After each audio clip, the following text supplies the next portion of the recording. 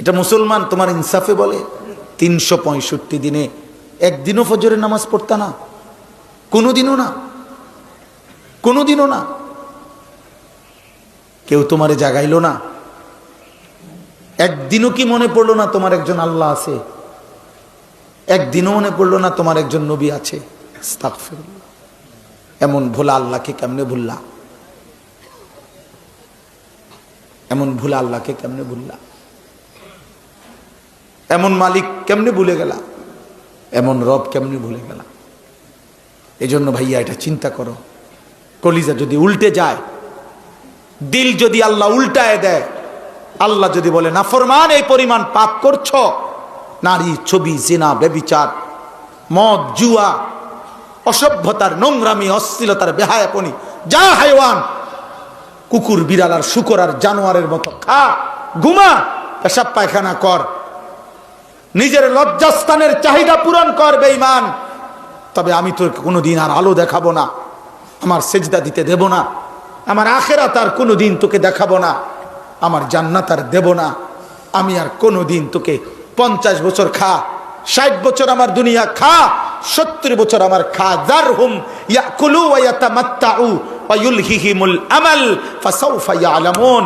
আল্লাহ বলে, এই দুনিয়াবাসী, নাফরমান বেঈমান রে ছেড়ে দে, ওরে খাইতে দে, ওরে দুনিয়া ভোগ করতে দে, ওরে লম্বা লম্বা দুনিয়ার আশা পোষণ করতে দে, আমি তারে বুঝায় দেব কবরে আসলে প্রথম ঘন্টায়, প্রথম মিনিট, প্রথম আযাবের প্রথম মুহূর্তে ওরে 70 বছর 1 সেকেন্ডে ভুলায় দেব, 1 সেকেন্ডে ভুলায় দেব, 1 সেকেন্ডে তোর 70 বছর নাফরমান আমি ভুলায় দেব। ফাসাউফা ইয়ালামুন কাল্লা সাউফা তা'লামুন সুম্মা কাল্লা সাউফা তা'লামুন। আল্লাহ বলে, বান্দা, আলহাকুমুত তাকাসুর, দুনিয়ায় ডুবে গেছো, দুনিয়া বাড়াচ্ছ, আরো দরকার দুনিয়া, ঠিক আছে বাড়াইতে থাকো, বাড়াও, নারী, ছবি, সুদ, ঘুষ, কিস্তি, মিথ্যা, ওজনে কম দেওয়া, 2 নম্বরই, 6 নম্বরই, বাড়াও বাড়াও নাফরমান, হাত্তা জুরতুমুল মাকাবির। আল্লাহ বলেন, এরই মাঝে একদিন পৌঁছে যাবা কবরস্থানে। আর কাল্লা সাউফা তা'লামুন, আর কবরস্থানে আসলেই আমি আল্লাহ তোমাকে বুঝিয়ে দেব তোমার উচিত ছিল কি, করেছিলা কি। তাফসীর আছে, কাল্লা সাউফা তা'লামুন ফিল কবরে সুম্মা কাল্লা সাউফা তা'লামুন ফিল আখিরাহ, আবার আখিরাতে হাসরের মাঠে আবার বুঝাবো। এজন্য হাত জোড় করে বলি, হাত জোড় করে, তুমি তোমারে মাইরা ফেলো না, তুমি তোমারে শেষ করে ফেলো না নওজোয়ান। এ কেমন জিন্দেগি আব্বা? একটা ছেলে দাঁড়ায় বলো, 365 দিন অসংখ্য ছেলে তোমরা বেনামাজি, নাফরমান, তোমাদের চেহারা দেখলে বোঝা যায় আল্লাহকে সেজদা দাও।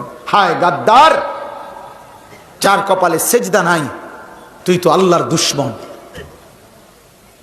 তুই তো নবী সাল্লাল্লাহু আলাইহি সাল্লামের 23 বছরের চোখের পানির দুশমন নাফরমান।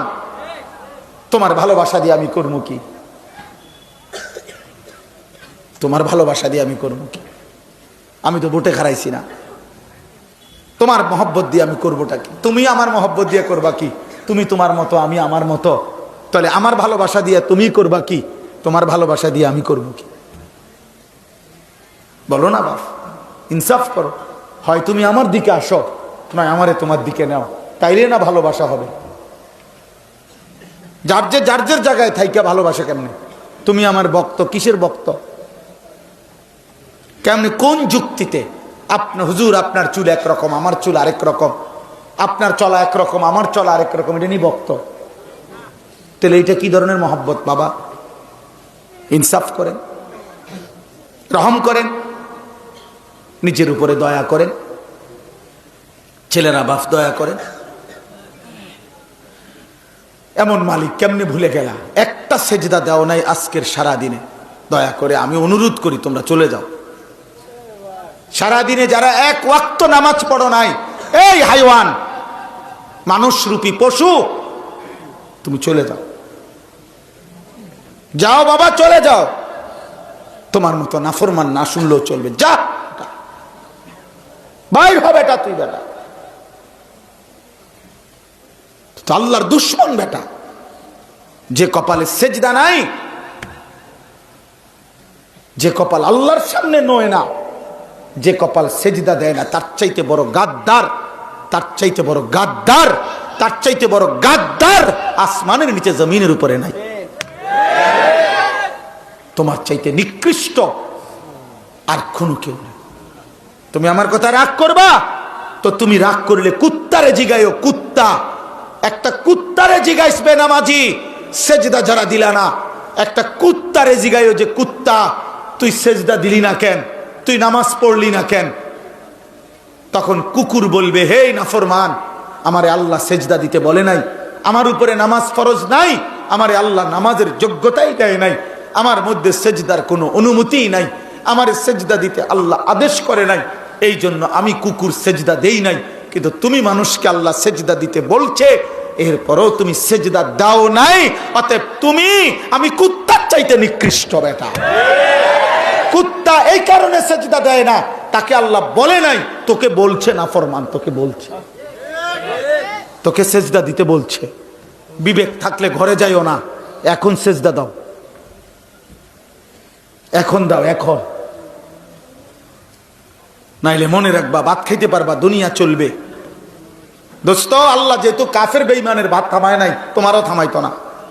আল্লাহ যেহেতু দুনিয়া, ভাত মাছ চাল ডাল, দুনিয়ার অর্থ সম্পদ, দুনিয়ার নারী সন্তানাদি, বাচ্চা কাচ্চা, সার্কি ব্যবসা, টাকা রোজগার, ভোগ দুনিয়া, এটা যেহেতু মুশরিক, কাফের, বেঈমান, নাস্তিক, হিন্দু, বৌদ্ধ, ইহুদি, খ্রিস্টান, মুরতাদ, আল্লাহদ্রোহী, আল্লাহই মানে না, আল্লাহকে স্বীকারও করে না, এমন নাফরমানকে যেহেতু আল্লাহ খাওয়ায়, পড়ায়, ঘুম পাড়ায়, পেশাব পায়খানা করায়, বউ বাচ্চা দেয়, ভাত তরকারি দেয়, বিল্ডিং দালান দেয়, তো তোমারই দিত না কা? তোমারই দিত না কা? ভাতে খাও, অসুবিধা কি? এজন্য দিল যেন মরে না চায়। আমি অনুরোধ করলাম, একটা যুবক, একজন বদলাও, একজন।